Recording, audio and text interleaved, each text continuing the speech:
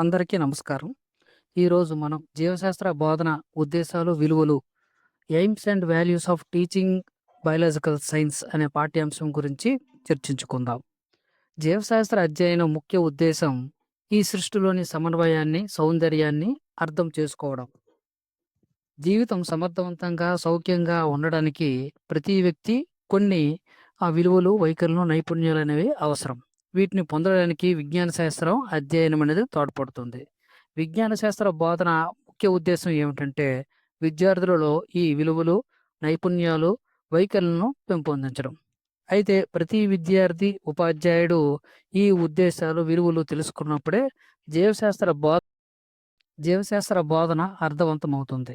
John D గారి నిర్వచనం ప్రకారం ఉద్దేశం అనేది మన కళ్ళ ముందు కనపడుతూ మనం చేసే ప్రతి కృత్యానికి దిశానిర్దేశం చేస్తూ గమ్యాన్ని చేరుకోవడానికి ఉపకరిస్తుంది. మన జయాపజయాల్ని మాపనం చేసే సాధనమే ఉద్దేశం. రెడెన్ నిర్వచనం ప్రకారం నేటి విద్య ద్వారా సాధించవలసిన గమ్యాలలో ఒక ముఖ్యమైనది ఏమిటంటే సమగ్ర మూర్తమత్వాన్ని పెంపొందించడం. దీనిని విద్య యొక్క ఉద్దేశంగా భావించవచ్చు. కనుక ఉద్దేశాలని ఒక ప్రక్రియ యొక్క అంతిమ ప్రయోజనంగా భావించడం అనేది జరుగుతుంది. కొన్ని నిర్దిష్ట ప్రయోజనాల సాధన కోసం ఎన్నుకొనిన గమ్యాల దిశగా సాగేవే ఉద్దేశాలు.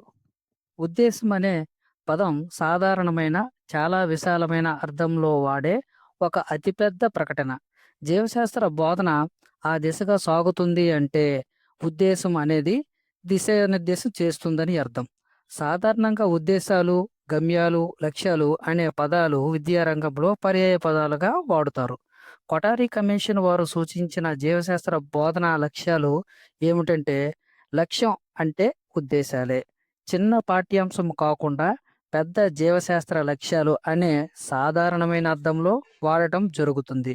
లక్ష్యం అంటే వెంటనే చేరగలిగే ఒక చిన్న గమ్యముగా మనం భావించాలి. ఇవన్నీ గమ్యాలే. అయితే చిన్నది, పెద్దది అంతే తేడా. లక్ష్యాలు వెంటనే సాధించగలిగేవి. గమ్యాలు లేదా ఉద్దేశాలు సుదూరంలో ఉండే ఈ చిన్న చిన్న గమ్యాలే పెద్ద గమ్యాలు లేదా ఉద్దేశాలు సాధనలో మెట్లు. లేదా నా వీడియోలో ఉండే కంటెంట్ మీకు నచ్చినట్లయితే లైక్ చేయండి. మరిన్ని వీడియోల కోసం సబ్స్క్రైబ్ చేసుకోండి. మీరిచ్చే మోటివేషన్తో మరిన్ని వీడియోలు మీ ముందు అందుబాటులోకి వస్తాయి. Thank you.